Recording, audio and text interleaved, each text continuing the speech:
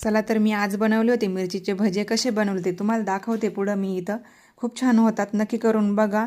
इथं मी 10-12 आहे ना हिरवी मिरची धुवून घेतल्या होत्या मोठ्या व्यवस्थित, आणि त्या अशा प्रकारे कट करून घ्यायचे आणि त्यातल्या ज्या बिया आहे ना त्या काढून घ्यायच्या, चमच्याच्या साह्याने पण काढून घ्यायच्या, छान होतात. आणि 5-6 बटाटे उकडून त्याची सालटी काढून घेतले होते आणि बारीक करून घेतले. त्याच्यामध्ये ना अर्धा चमचा हळद पावडर टाकली, 1 चमचा लाल तिखट टाकलं आहे आणि चवीनुसार मीठ टाकायचं आहे. आणि इथं मी मिरच्या पण टाकल्या, तुम्हाला नसेल टाकायच्या तर नका टाकू. आणि बारीक केलेली कोथिंबीर पण टाकली आणि कांदा टाकला. कांदा तुम्ही चवीनुसार टाकू शकता कमी जास्त. आणि ते पूर्ण मिक्स करून घ्यायचं, एकजीव करून घ्यायचं सगळं. आणि नंतर ज्या कट केलेल्या मिरच्या आहे ना त्यात ना हे पूर्ण चटणी भरून घ्यायची. आधी सर्व मिरच्यांमध्ये व्यवस्थित चटणी भरून घ्यायची. इथं माझी झाली होती सगळ्या मिरच्या भरून.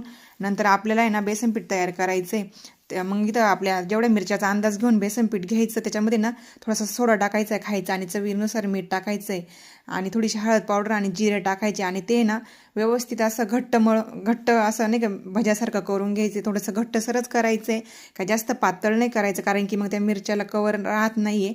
त्याच्यामुळे थोडंसं घट्टसरच करायचं. इथं झालं थोडंसं माझ्याकडून पातळ, पण तुम्ही घट्टसरच करा. आणि गॅसवर ना कढईमध्ये तेल ठेवून आहे ना चांगलं कडकडीत गरम होऊन द्यायचं. नंतर गॅस बारीक करून द्यायचा आणि बारीक गॅसवरच तळायच्या, सर्व मिरच्या तळून घ्यायच्या. गॅस बारीकच ठेवायच्या, खूप छान होतात.